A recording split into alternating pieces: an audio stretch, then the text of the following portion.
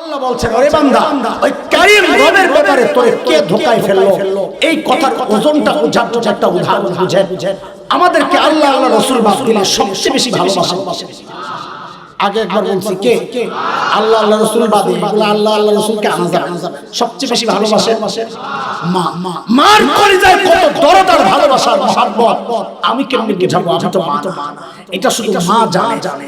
মাকে যে আল্লাহ বানাইছেন সে আল্লাহ জানে। আগে একটা উদাহরণ দিছি মায়ের দরদের কথা। আমার মায়ের কথা বলেছি, মনে আছে না? আমরা এটা বলতে পারবো না, তবে কোরআন সুন্নাহ পড়ে মাসআলা শিখে যেটা জেনেছি অনুমান করতে পারি মার দরদ কত। যেমন একটা মাসআলা আপনাদেরকে শোনাই। একটা মাসআলা তো এমন, কোন সন্তান যদি বাবা মার আগে ইন্তেকাল করে তো বাবা তো সন্তানের লাশের পেছনে পেছনে যেতে পারে, বাবা তো সন্তানের কবরেও নামতে পারে।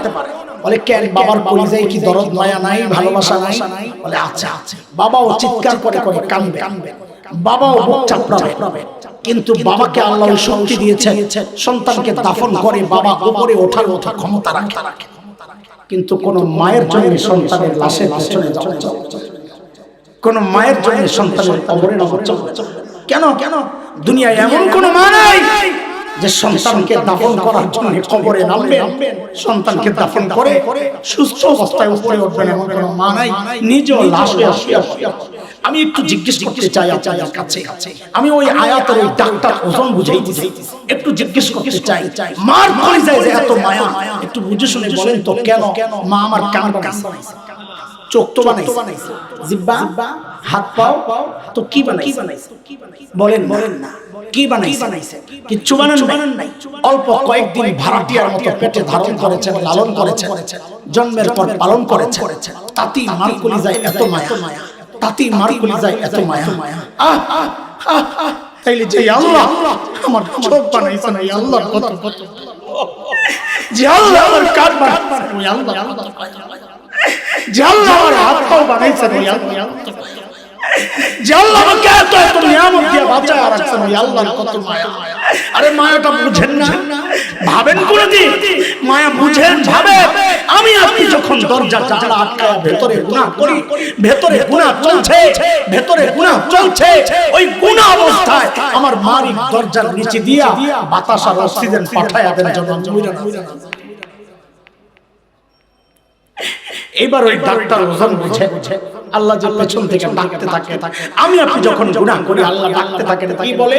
ইয়া আইয়ুহাল ইনসান মা গাররাকা বিরাব্বিকাল কারীম।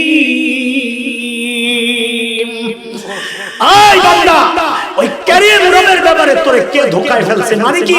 আরে তুই যে চোখ দিয়ে ওই নায়ক নায়িকা দেখতেছ, ওই চোখ তো ওরা তোরে দেয় নাই, এটা আমি কারীম রব দিছি, তুই চাই আমি মায়া করে দিছি। আমার মায়া করে দেওয়াই নিয়ামত তুই আমার বিরুদ্ধে লাগাইতেছ। যে কাম দিয়ে তুই গুনাহ করতেছ, ওই কাম তো তোর ওই গায়ক গায়িকা দেয় নাই, আমি আল্লাহ দিছি।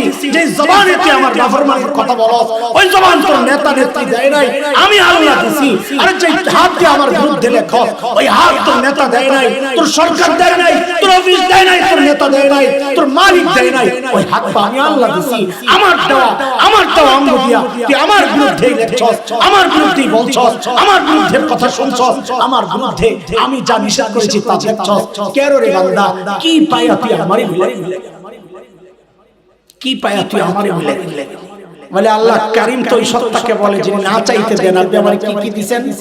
তা আল্লাহ যেন জবাব দিচ্ছেন, আরে জালিম তুই চেহারা দিয়ে তাকায় দেখ, সব জায়গায় তাকানোর দরকার নেই, তুই খালি তোর চেহারা দিয়ে তাকায় দেখ।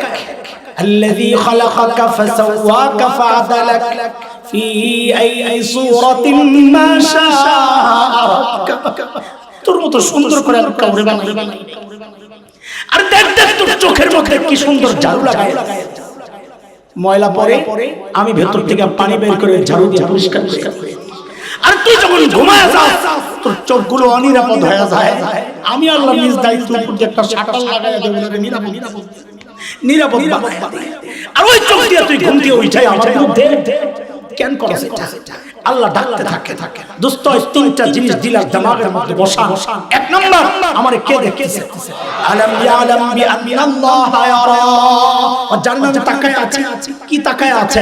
অমনোযোগিতার সাথে, হ্যাঁ অবহেলার সাথে, দেখছি দেখি না এরকম না।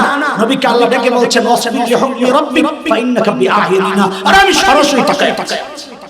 ইন্না রাব্বাকা বিল মিরসাদ। আমি উৎপাইত আছি, যে কোনো মুহূর্তে খাতে করে করতে পারে। তাকায় আছে মানে কি মনে করছিস? দোস্ত এক নাম্বার আমাকে কে দেখতেছে? আমার মালিক দেখতেছেন। দুই নাম্বার তিনি কি করতেছেন? পেছন থেকে ডাকতেছেন। তিন নাম্বার ফেরেশতারা দেখতেছেন। ফেরেশতারা কয় কথা বলেন, কয় কথা? প্রত্যেকটা গুনার সময় খালি এই চিন্তা করে। এটাই হচ্ছে রোজা আমাদেরকে শেখায়। ওই যে বলেছি অপরাধী রোজা রাখলেও সে খায় না। কেন খায় না? আমার কে দেখতেছে? এই প্র্যাকটিসটা যার হয় আল্লাহ বলেন এই জন্যই আমি রোজা ফরজ করছি। তুই এই প্র্যাকটিস করতে থাক, এই প্র্যাকটিস করতে থাক, সারা বছর তুই গুনাহমুক্ত থাকা তোর জন্য সহজ। ছাড়বো না ইনশাআল্লাহ, ছাড়বো না ইনশাআল্লাহ।